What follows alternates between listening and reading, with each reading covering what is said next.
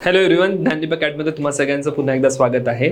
ही आपली भूगोल वैकल्पिक विषयाची डेली आन्सर रायटिंग सिरीज आहे, ज्यामध्ये आपण सकाळी 7 वाजता एक प्रश्न टेलिग्रामवर पोस्ट करतो आणि अपेक्षित आहे की तुम्ही त्या प्रश्नाचं उत्तर लिहावं आणि सायंकाळी 7:30-8 वाजता आपण याचं यूट्यूबच्या माध्यमातून तुमच्यापर्यंत उत्तर पोहोचवतोय. तर या पूर्ण एक्झरसाइजमधनं अपेक्षित हे आहे की तुम्हाला भूगोल वैकल्पिक विषयामध्ये कशा प्रकारचे प्रश्न विचारले जातील हे लक्षात यावं. ॲट द सेम टाइम कशा प्रकारे त्यांची उत्तरं लिहिणं अपेक्षित आहे हे सुद्धा तुम्ही आतापासून शिकत आहात. यानंतर माझा एक अप्रोच ॲडिशनल हा पण असतो की आन्सर रायटिंग तुम्हाला नोट्स बनवण्यामध्ये किंवा अभ्यास करण्यामध्ये मदत करू शकली पाहिजे, राईट. तर या प्रश्नांमधनं आपण शिकून घेतो की कोणत्याही एका टॉपिकमध्ये प्रिपरेशनच्या वेळेस कोणते की पॉईंट्स होते, कोणते इम्पॉर्टंट पॉईंट्स होते, आणि जेव्हा तुम्ही त्याचे नोट्स करताय किंवा तुम्ही त्या मुद्द्याचा अभ्यास करताय तर हा प्रश्न डोक्यात ठेवून पुन्हा एकदा त्या मुद्द्याचा अभ्यास करावा किंवा त्याचे नोट्स काढावे. तर अशा प्रकारची एक कॉम्प्रिहेन्सिव्ह ही एक्झरसाइज आहे आणि जर तुम्ही खरोखरच डेली ही एक्झरसाइज फॉलो करत राहिला तर निश्चितच तुमचा भूगोल वैकल्पिक विषयाचा जो स्कोर असेल तो खूप चांगला असेल. एक टॉपरचा जो स्कोर असतो 300-320 असा काहीतरी तुम्ही या ठिकाणी स्कोर अपेक्षित करू शकता. नाऊ प्रश्न आहे आजचा, डिस्कस व्हेरियस कन्सेप्ट्स ऑफ जिओसिंक्लाइन, भू अभिनदीच्या विविध संकल्पनांची चर्चा करा. आता आपण एक बेसिक कॉन्सेप्ट शिकतो, सिलेबसचा बेसिक पॉइंटच आहे जिओसिंक्लाइन्स म्हणून. आणि ही जी जिओसिंक्लाइन किंवा भू अभिनती शब्द वापरला जातो, भूद्रोणी शब्द वापरला जातो, भूसन्नती शब्द वापरला जातो, ही संकल्पना पर्वत निर्मितीशी संबंधित संकल्पना आपल्याला आढळते. वारंवार मी क्लासमध्ये पण सांगतो किंवा अदरवाईज पण आपण इथे डिस्कशन केलेलं आहे की भूगोल विषयामध्ये जर 100 वर्ष आधी एक अत्यंत महत्त्वाचा ज्वलंत प्रश्न सांगायचा झाला तर तो ज्वलंत प्रश्न असेल म्हणजे पर्वतांची निर्मिती, आणि मग त्याच पर्वताच्या निर्मितीच्या शोधामध्ये ही भूसन्नती किंवा भू अभिनतीची संकल्पना सुद्धा आपल्या समोर येते. सर्वप्रथम आता इथे काय काय करायचं आहे चर्चा करायला विचारलेली आहे, राईट. काही खूप जास्त डायरेक्शन्स नाहीये. तर बेसिकली तुम्हाला माहिती द्यायची आहे, तुम्हाला सांगायचं आहे की ही जी काही भू अभिनती किंवा भूसन्नती आहे त्याच्या ज्या विविध संकल्पना आहेत, विविध संकल्पना म्हणजे काय, तर जिओसिंक्लाइन्स संदर्भात भूसन्नती संदर्भात विविध शास्त्रज्ञांनी आपली मतं मांडली. तर तुम्हाला या ठिकाणी विविध शास्त्रज्ञांनी जी मतं मांडलेली आहेत, ज्या ज्या संकल्पना त्यांनी भूसन्नतीच्या प्रस्तुत केल्या त्या सर्व संकल्पना या ठिकाणी लिहिणं अपेक्षित. आता ऑब्व्हियसली पॉसिबल नाही की जितक्या 8-10 संकल्पना आहेत त्या तुम्ही लिहाल, पण महत्त्वाच्या 3 किंवा 4 संकल्पना तुम्हाला लिहिता आल्या पाहिजे. मी इथे सांगेल की कोणत्या महत्त्वाच्या संकल्पना आहेत जिओसिंक्लाइनमध्ये ज्या तुम्हाला लक्षात ठेवायच्या, कारण की नोट्स बघितलात किंवा पुस्तक बघितलं तर खूप सारं काही दिलेलं आहे, तर तेवढं सगळं करायचंच नाहीये, राईट.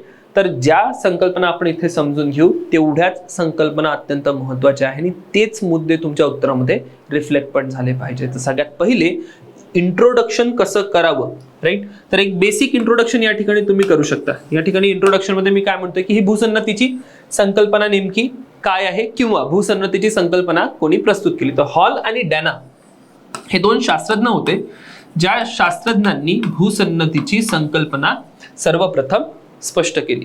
क्लिअर. सगळ्यात पहिलेच कॉन्सेप्ट म्हणून यांच्याकडनं आली, त्याच्यानंतर त्याची एक जनरल डिफिनेशन मी या ठिकाणी लिहिलेली आहे की साधारणतः हे भूसन्नती, आता हा टायपिंगचा एरर आहे, इट शुड बी सन्नती लिहा किंवा भू अभिनती लिहा. क्लिअर.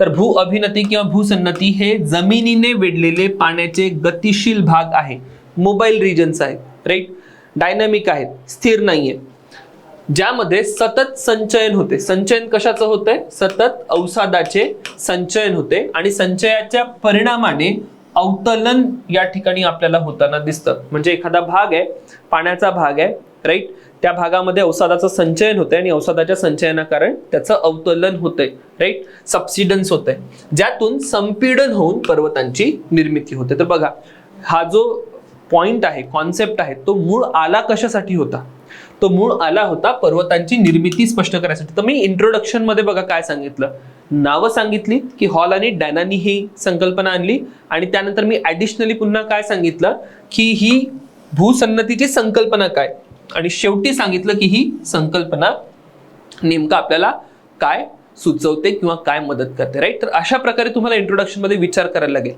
क्लिअर. देन मी पुढे सांगतोय की विविध शास्त्रज्ञांनी प्रस्तुत केलेल्या संकल्पना खालीलप्रमाणे आहे. हे आता एक कनेक्टिंग स्टेटमेंट आहे. मी वरती दिलेलं की पर्वत निर्मितीच्या कारणांच्या शोधामध्ये ही संकल्पना अत्यंत महत्वाची ठरली. तर एक सिंपल काहीतरी असं कनेक्टिंग स्टेटमेंट जनरली मी टाकत असतो जेणेकरून फ्लो तुटला नाही पाहिजे किंवा आणखी थोडीशी क्लॅरिटी आली पाहिजे. तर हॉल आणि डॅनाची या ठिकाणी संकल्पना मी सांगतो. आणि हॉल आणि डॅना काय म्हणतात की रॉकी पर्वतांची जी उत्पत्ती आहे ती सागरी उत्पत्ती आहे आणि ज्या भागातनं रॉकी पर्वतांची उत्पत्ती झाली ते भाग कसे होते, लांब, अरुंद आणि उथर सागरांमधील प्रदेश आपल्याला दिसतात, कारण की त्या ठिकाणचे खडक अशाच प्रकारचा आपल्याला एक दृश्य प्रस्तुत करतात. क्लिअर.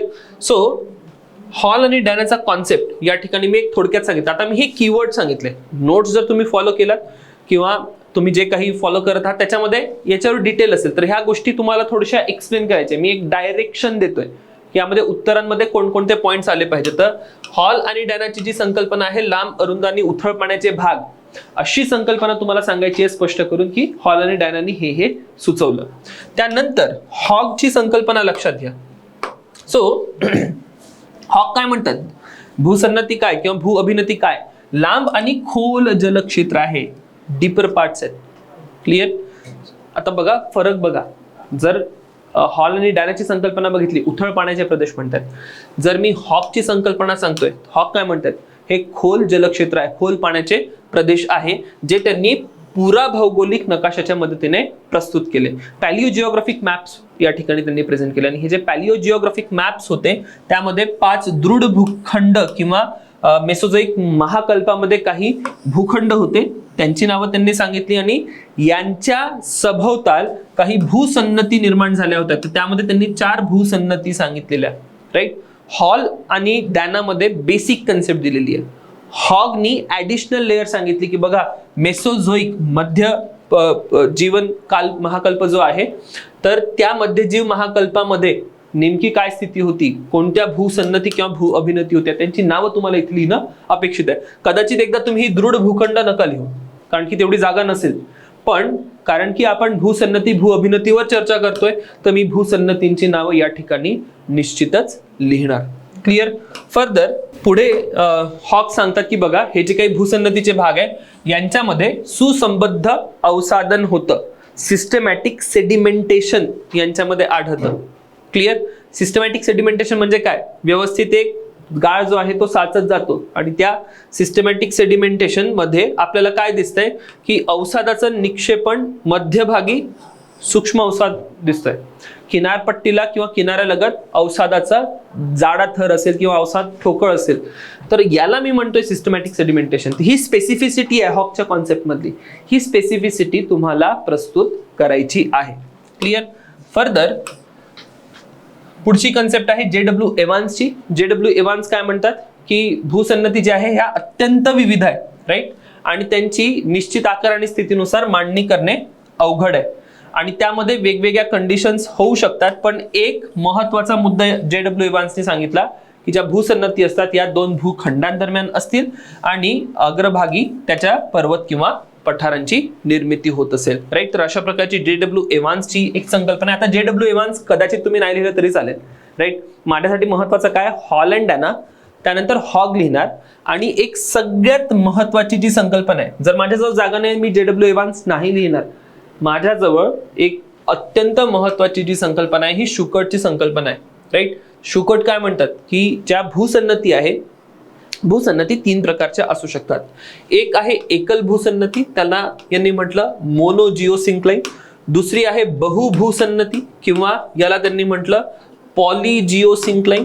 आणि त्यानंतर आहे मध्य भूसन्नती किंवा मिझोजिओसिंक्लाइन. तर अशा प्रकारे 3 भूसन्नतीचे प्रकार असू शकतात.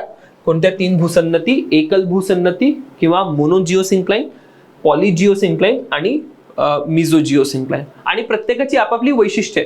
ही वैशिष्ट्य तुम्ही सांगा. तुमचं उत्तर जिओसिंक्लाइन जर विचारलेलं आहे, कन्सेप्ट म्हणून विचारलं आहे, तर तुमचं उत्तर शुकर्टची कन्सेप्ट लिहिल्याशिवाय कम्प्लीट होणार नाही. शुकर्टचा मेन्शन आला पाहिजे. समजा एकदम शॉर्ट मध्ये लिहायचंय जिओसिंक्लाइनवर, 5च मार्कात लिहायचंय आणि मग त्याच्यामध्ये तुमच्या जवळ मे बी 20 शब्द आहे शुकर्टवर लिहायसाठी, तर मी फक्त एवढं सांगेल की शुकर्टने भूसन्नतीची संकल्पना मांडली, त्याच्यामध्ये एकल भूसन्नती, बहुभूसन्नती आणि मध्य भूसन्नती सांगितली, उदाहरणं सुद्धा दिली. कोणकोणती भूसन्नती या गटांमध्ये मोडेल, अशा प्रकारची उदाहरणं सुद्धा तुमच्या उत्तरांमध्ये आली पाहिजे. क्लिअर? तर शुकट इज अ व्हेरी की कंपोनेंट. आता मी कन्क्लुजनकडे जातोय. कन्क्लुजन मध्ये मी काय करणार, तर मी कन्क्लुजन मध्ये कोबरच्या सिद्धांताकडे जाणार. कारण की कोबरचा सिद्धांत जो की जिओसिंक्लाइन वर एक अत्यंत महत्वाचा सिद्धांत आहे आणि त्या सिद्धांतामध्ये हे स्पष्ट होतं की पर्वतांची निर्मिती कशा प्रकारे होऊ शकते. कोबरनी मांडलाय आणि खूप इंटरेस्टिंग कन्सेप्ट मांडलाय. त्यावर प्रश्न सुद्धा विचारला जातो. ऍक्सेप्टेड आहे का सगळ्यांना? नाही.